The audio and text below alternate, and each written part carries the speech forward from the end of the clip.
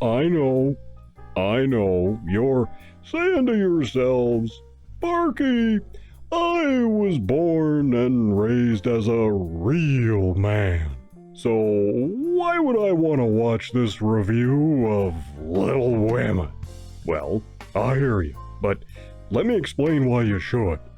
See, chicks dig this story. They always have. So let's say you have a date with a cute chick. You could casually bring up this movie, and then she won't think you're just after one thing. So if you watch my review to the end, you'll be fully informed. So you can trick her.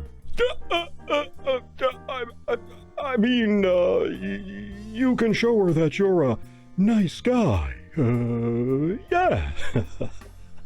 The story of Little Women takes place during the Civil War and follows the March family over a period of years. The dad has left to serve in the Union Army. He is far away, and the story opens during their first Christmas without him. The mom and her 4 daughters don't have as much money as they used to have before the war, leaving the family in genteel poverty. So they have to try and maintain their status while helping out those less fortunate than themselves. And they persevere through hard work, pluck, moxie, and love.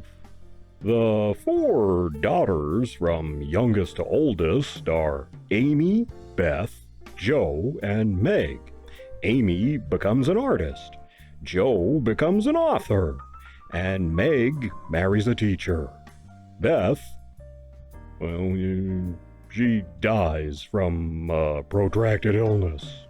Yeah. There are other characters we meet, such as the crabby Aunt March, and the genteel Mr. Lawrence and his grandson Laurie, who pals around with the girls and becomes a romantic interest. Louisa May Alcott didn't want to write the book, claiming she didn't know how to write for girls. But her publisher insisted, so in 1868 she created a fictional semi-autobiography based on her own family and circumstances. She wrote it in a mere 10 weeks. Both Alcott and her publisher agreed the result was rather boring.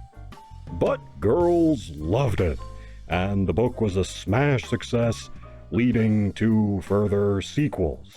It also sparked a new genre of literature aimed at young adolescent girls. And why do chicks dig it? Well, this is a coming-of-age story with the girls finding themselves and moving into adulthood. Except for Beth.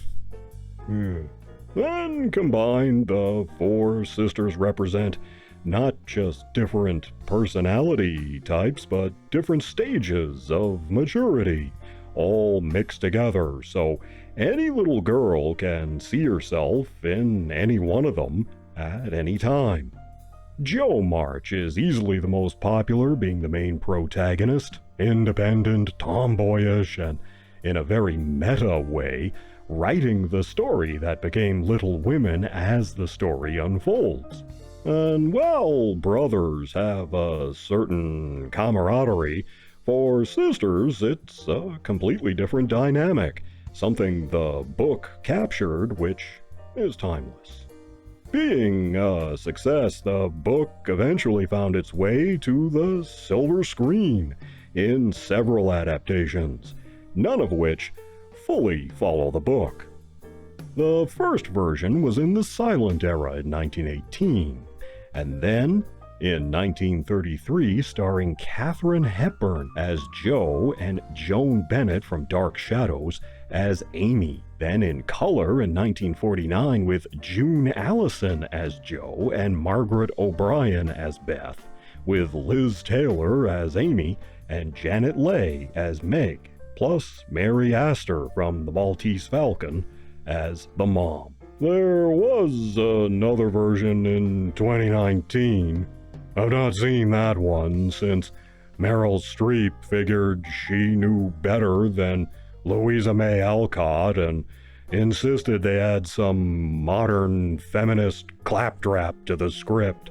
Supposedly the movie's pretty good, but I didn't go see it. Didn't bother. But the one we're talking about today is the version I did see, and that's the one from 1994, and it's my favorite. This stars Susan Sarandon as the mom, Winona Ryder as Jo, a young Kirsten Dunst as Amy, and Claire Danes as Beth in her first feature film. I really liked her on My So-Called Life, which was one reason I went to see this. Also in the cast, get this, we have John Neville as the grandfather, Eric Stoltz as the teacher, and as his student, the grandson Laurie, a young Christian Bale. Gabriel Byrne rounds things out as a German philosopher. We also have the legendary comedic character actress Mary Wicks as the crabby aunt. This was her last feature film role outside of some voiceover work. So, all in all, a fine cast. The movie does take a few liberties with the story, as do all movie adaptations. It condenses a few things, but nothing glaring and no deal breakers. Overall, this is a very fine film. The soundtrack is lovely and fits the story. The sets were meticulously based on Orchard House, the Alcott family home where the book was written. It's well directed and has a really nice look to it. I love the way the main characters play off each other. There are some fine, outstanding scenes. Danes in particular has a few good moments, as does Ryder. She's really solid as Jo. Bale is maybe the only wobbly cast member in a few scenes, but he is mostly fine in the balance of the picture. I'm giving this adaptation 3 paws up.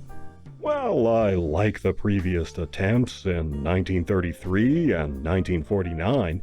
They have that artificiality of classic Hollywood movies, and I love those kind of movies, but this one has more of a reality, more of an immediacy to it that makes the picture more moving than the others. So, if you want to see a newer version of Little Women that's accessible and entertaining, this one from 1994 is the version to watch. And hey, good luck on that date, man. You take care of yourselves. and I'll see you in the next one. Seriously, try it. Let me know how it goes.